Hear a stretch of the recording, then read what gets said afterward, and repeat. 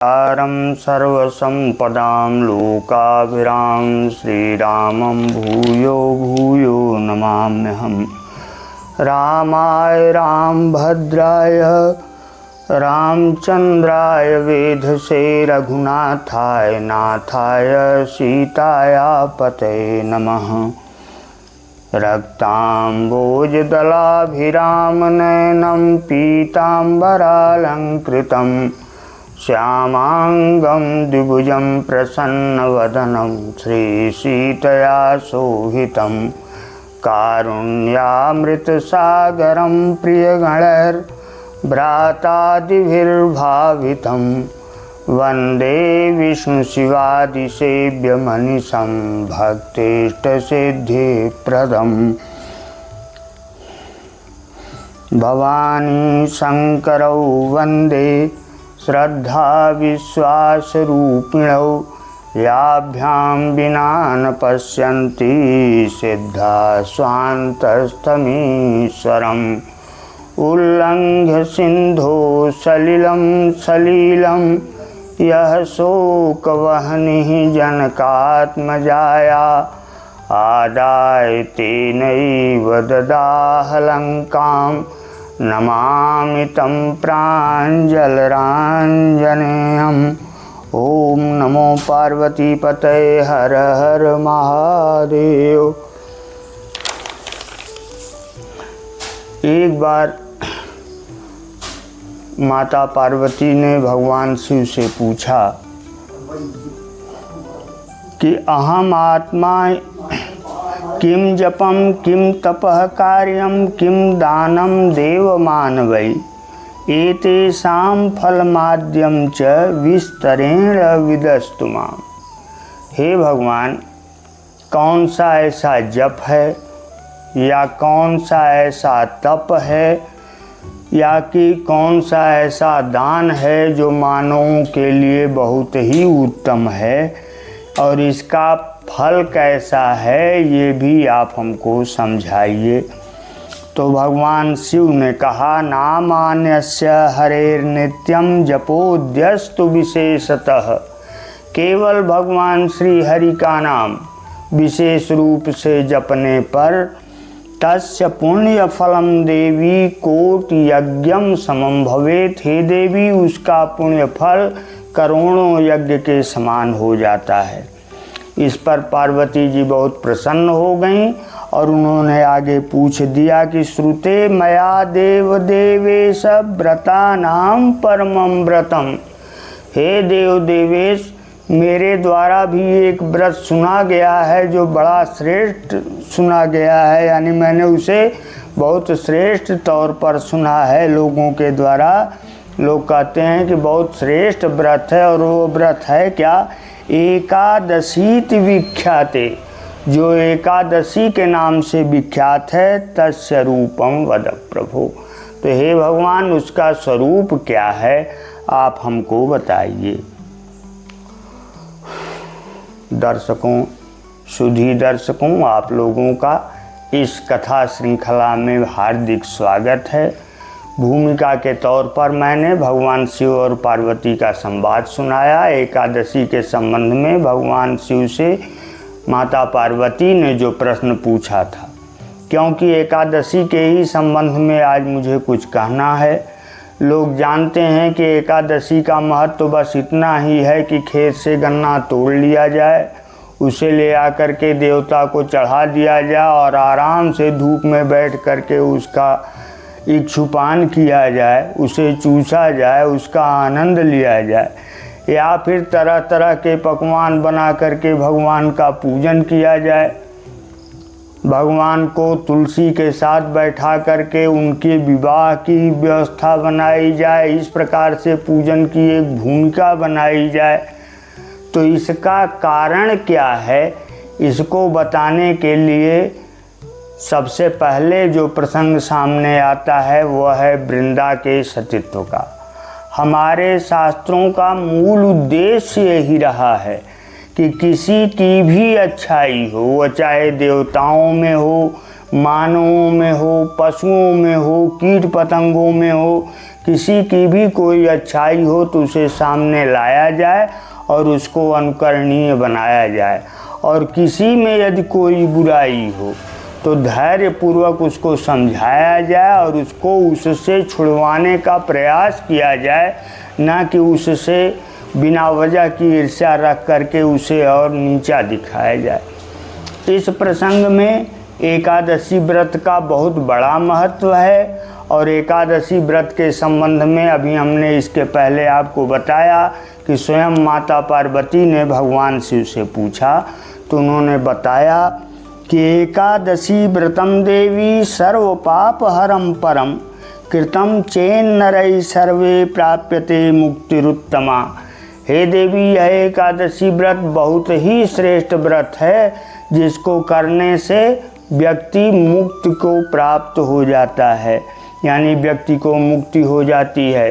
मुक्ति का मतलब यह है कि उसके भीतर सदैव एक शांति का निवास हो जाता है, उसे आत्मिक संतोष होता है, और आत्मिक संतोष एक ऐसी विधा है जिसे आ जाने के बाद व्यक्ति को कुछ भी पाना शेष नहीं रहता। तो एक बार भगवान शिव और पार्वती कहीं जा रहे थे। सबसे पहले हम कथा यहीं से शुरू कर रहे हैं। तो उन्होंने देखा कि सामने जो तेज दिखाई दे रहा है, एक जगह से एक बहुत तेज चमकता हुआ दिखाई दे रहा था। तो माता पार्वती ने भगवान से पूछा, कस तेज महातेजो यम योथ देवान विचाल्यते। हे भगवान, जो यह देवताओं को भी पराजित कर देने वाला, देवताओं को भी उनकी भी महिमा मिटाने वाला यह तेज दिखाई दे रहा है, यह कौन सा तेज है? कोयम विक्रम संपन्नो, यह पराक्रम संपन्न व्यक्ति कौन है? देवो वा दैत्य वा, या कोई देवता का तेज है, किसी देवता का तेज है, या कोई दैत्य है? तो भगवान ने हंसते हुए उत्तर दिया कि जलम निर्गत संभूतम दैत्य वीर्य प्रवर्धितम। एक ऐसा दैत्य है देवी जो पानी से निकला हुआ है, जिसका शौर्य इतना बढ़ा हुआ है कि विष्णोस्तु तेजसा जातम जालंधर वदामिते। विष्णु के तेज से भी उसका अधिक प्रभाव है, और उसे दुनिया में जालंधर के नाम से, जलंधर के नाम से लोग जानते हैं। अत्यद्भुतम महाबाहुम देवानाम च भयावहम। और इतना ही नहीं है, यह महाबाहु जो है यह देवताओं के लिए भी भयावह है, भय प्रदान करने वाला है। धर्मिष्ठम पतिव्रतानां च वरदम शौर्य संपदम। बहुत बड़ा धर्मिष्ठ है, धर्म का बहुत ध्यान रखता है, दान तप यज्ञ सब किया करता है, और सबसे बड़ी बात है कि इसकी जो सहयोगिनी, इसकी पत्नी है जिसका नाम वृंदा है, वह बहुत ही बड़ी पातिव्रत धर्म को मानने वाली है। तो फिर पार्वती जी ने पूछा, कश्यप प्रसाद जो वीर कश्यपस्यो महाबल कथम हिनस्ति देवांश्च किम तस्यास्त्र बलम विभो। तो यह किसके प्रसाद से उत्पन्न हुआ है, किसके तेज से इसका बल बढ़ता जाता है, कैसे यह देवताओं को भी मार देता है, और इसका सबसे बड़ा बल क्या है? तो भगवान ने फिर वही कही हुई बात को दोहराया कि पतिव्रता महाशक्त्या वृंदाया रक्षितोऽसुरः तस्यास्तेजो विभूता स्युः देवापि सुदुर्जयः। पार्वती, मैंने आपको पहले भी बताया था कि इसकी पत्नी वृंदा बहुत पतिव्रत का पालन करने वाली है, और उसी के तेज से यह अजेय है, इसे कोई जीत नहीं सकता। हुआ क्या, रामायण में भी एक कहानी आती है, रामचरितमानस में। रामायण तो वाल्मीकि रामायण को कहते हैं, वाल्मीकि रामायण में ऐसी कोई कथा नहीं है। रामचरितमानस में कथा आती है कि एक समय सुर देखी दुखारे, सदनुज महासमर जलंधर सन सब हारे। शंभु कीन्ह संग्राम अपारा, दनुज महाबल मरै न मारा। परम सती असुराधिप नारी, तै बलताहि न जितहि पुरारी। एक बार भगवान ने देखा कि आखिर देवता बहुत दुखी हैं, तो इनके दुख का कारण क्या है। तो ज्ञात हुआ कि देवताओं के दुख का कारण जलंधर है। जलंधर से भगवान शिव का भी युद्ध हुआ और भगवान शिव उसे मार नहीं पाए। तो भगवान ने अपनी योग माया से देखा कि आखिरकार क्यों यह नहीं मारा जा सका, क्योंकि भगवान शिव तो सबसे अजेय हैं। तो उन्होंने पाया कि इसकी पत्नी महासती जो है, उसी के तप बल से ये अजेय है, बचा हुआ है। तो भगवान ने उसके साथ छल किया। और इसकी विशेष व्याख्या अगर कभी होगा समय तो हम आपको समझाएंगे। यह छल वह नहीं है जो कभी कभी झगड़े का कारण बन जाता है। भगवान का छल भी एक दूसरे ढंग का छल होता है। रही बात ये कि प्रत्यक्ष में तो इतना ही है कि उन्होंने छल किया वृंदा के साथ, और वृंदा के साथ छल करने पर उसका सतीत्व नष्ट हो गया। तब भगवान शंकर ने उसका वध किया।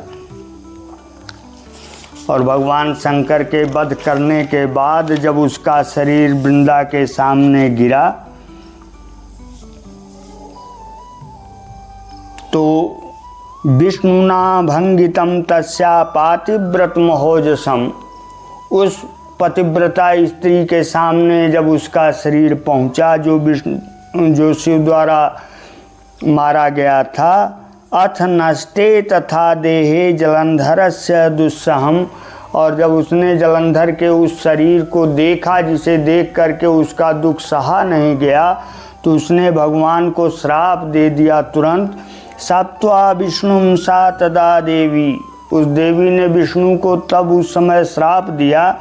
पातिव्रत बलोर्जिता, जो पातिव्रत धर्म से इतनी शक्ति प्राप्त की थी, भस्मीभूता तदा वृंदा तस्या शारीरोद्भवा, और स्वयं अपने शरीर से ही योगाग्नि को प्रकट करके वहीं वह भस्म हो गई। इसके बाद दूसरे जन्म में वह तुलसी बन करके आई। यद्यप वृंदा का भी अर्थ तुलसी ही होता है। तपसा तप्यमाना सा तुलसी धर्मचारिणी, वह धर्मचारिणी तुलसी जो तप से अपने को बहुत पवित्र बना रखी थी। तदा प्रीतो जगन्नाथ तस्याम वरमथा ब्रवीत, उसकी तपस्या से प्रसन्न होकर के जगन्नाथ भगवान विष्णु ने उससे कहा कि तुम वर मांगो। तो उस वृंदा ने वर क्या मांगा, क्योंकि वह चाहती थी कि जब आपने हमारे साथ ऐसा छल किया और हमारे पति के रूप में आए, तो अब मैं इससे अधिक क्या मांग सकती हूँ किसी से। तो वही बात उसने फिर दोहराया कि वरम वृणे देव देव त्वत्तुल्यो नास्ति में पति। हे देव देव, हे देवताओं के भी देवता, अब आपके तुल्य कोई पति मुझे नहीं दिखाई देता, इसलिए तुमेव में पति साक्षात भवेत शालिग्रामकः, इसलिए आप शालिग्राम के रूप में अवस्थित होइए और मुझे पत्नी के रूप में स्वीकार करिए।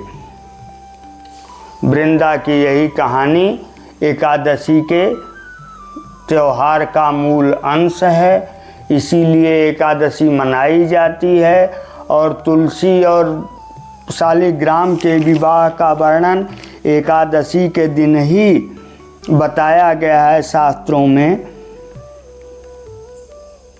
कार्तिके तुलसी विवाहम ये कुर्वन्ति नरा शुभम, जो व्यक्ति कार्तिक मास में तुलसी का विवाह करता है शालिग्राम के साथ, तेषां पुण्य फलम दिव्यम विष्णु लोके मह्यते, उसका वह पुण्य फल दिव्य रूप में हो करके विष्णु लोक में भी महिमा मंडित होता है। तुलसी विवाहम कृत्वा सर्व पापै प्रमुच्यते, और तुलसी का विवाह करके सभी पाप से छूट करके व्यक्ति सौभाग्यम पुत्र लाभश्च, सौभाग्य और पुत्र का लाभ प्राप्त करता है। धन धान्य समन्वित, धन और धान यानी फसल, अन्न पानी, इन सब से वह युक्त हो जाता है, उसके पास इनकी कथा नहीं रहती।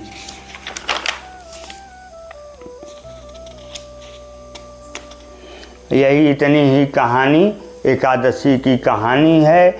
इसीलिए एकादशी व्रत रखा जाता है। भारतीय जनमानस में इसकी बहुत बड़ी प्रतिष्ठा है। कार्तिक शुक्ल पक्ष की एकादशी तिथि को यह व्रत मनाया जाता है। इसकी यही कहानी है और यही वृंदा का माहात्म्य है। भगवान, सबसे बड़ी बात यह है कि जब लोक कल्याण का विचार आता है भगवान के मन में, तब भगवान श्री स्वयं धरती पर अवतार लेते हैं और अपने ही किसी अनुचर को या किसी अपने ही बिल्कुल पास के व्यक्ति को राक्षस बना करके भेजते हैं। श्रीमद् भागवत में भी यह कथा आती है, जो रामचरितमानस में भी वर्णित है कि जय और विजय नाम के दो द्वारपाल थे। जब सनकादिक परमहंस वहाँ पहुँचे तो उन्होंने रोक दिया, उनको कहा कि बालकों, तुम लोग कहाँ जा रहे हो, तुम लोग कदापि वहाँ मत जाओ। और इनको क्रोध आ गया। इनको जब क्रोध आ गया तो उन्होंने श्राप दे दिया कि जाओ तुम लोग राक्षस हो करके इस धरती पर विचरो। तो दोनों में आपस में वो होने लगी। तो भगवान विष्णु उठ करके अपनी कोठरी से बाहर निकल आए। स्वर्गलोक में मान्यता है कि एक कोठरी है जिसमें 6 ड्योढ़ियाँ हैं, 7 दरवाजे हैं उसमें, जिसमें 6 ड्योढ़ियाँ हैं। और सब पार कर गए, तब तक किसी ने नहीं रोका क्योंकि सब पहचानते थे। लेकिन जय और विजय को श्राप मिलना था, इसलिए उन्हें यह नहीं समझ में आया कि हम किससे बात कर रहे हैं। और परिणाम यह हुआ कि जय और विजय ने उन्हें रोक दिया। जय विजय के रोकने के बाद जब ये बहस हुई तो भगवान उठ कर के आए, बोले क्या बात है। तो उन्होंने कहा कि महाराज ऐसी ऐसी बात है। तो कहें कि भाई, आप जैसे महान तपस्वी को इन्होंने रोक दिया तो इनको श्राप मिलना ही चाहिए। और भगवान के ऐसा कहने के बाद ही उनकी समाधि ऐसी टूट गई, उन्होंने तुरंत भगवान का चरण छुआ और चरण छूते ही चरण पर पड़ी हुई तुलसी की पत्ती की सुगंध जब भगवान के, जब सनकादिक परमहंसों के नासिकारंध में प्रवेश की तो उनकी सारी समाधि भंग हो गई। लगे पछताने, करे ही हमने क्या कर दिया। परमहंस के सिद्धांत में क्रोध नहीं है और हमको क्रोध आ गया। और जय विजय भी पछताने लगे, कह रहे ही हमसे इतना बड़ा अपराध कैसे हो गया। ये रोज आते हैं, रोज दर्शन करते हैं, आज हमने इन्हें क्यों रोक दिया। तो भगवान ने समझाया कि कोई बात नहीं, प्रारब्ध में जो लिखा होता है उसे कोई नहीं टाल सकता और इस बात को सबको भी मानना चाहिए। स्वयं प्रहलाद जी ने उपदेश देते हुए बालकों को समझाया था कि अपने प्रारब्ध से व्यक्ति सर्वत्र वो चीज़ भोगता है, चाहे सुख हो उसके प्रारब्ध से, चाहे दुख हो। क्योंकि कभी किसी ने दुख के लिए कोई मनौती नहीं माना है, आज तक के इतिहास में नहीं मिलता, फिर भी व्यक्ति को दुख मिलते हैं। सर्वत्र प्राप्यते दैवात यथा दुखम अयत्नतः, वह भाग्य से हर जगह मिलता है व्यक्ति की किस्मत में जो भी हो। फिर भी संतोष के लिए या अपने प्रारब्ध की पूर्ति के लिए, अपने प्रारब्ध की काट छांट के लिए या अपने प्रारब्ध को फिर से सही करने के लिए उपासना पद्धति अपनाना बहुत आवश्यक है। उपासना अपनानी चाहिए, लेकिन भगवान की उपासना सबसे बड़ी यही है कि उनके बनाए हुए जितने जीव हैं, जितने लोग हैं इस धरती पर, सबके साथ सद्भाव रखिए और अपने सद्भाव से अपने को इतना पुष्ट करिए कि आपको विशेष तौर पर कोई भी तपस्या या उपासना करने की आवश्यकता न हो। ऐसी स्थिति में यदि आप भूल करके भी एक बार भगवान का नाम मन से ले लेंगे तो भगवान ने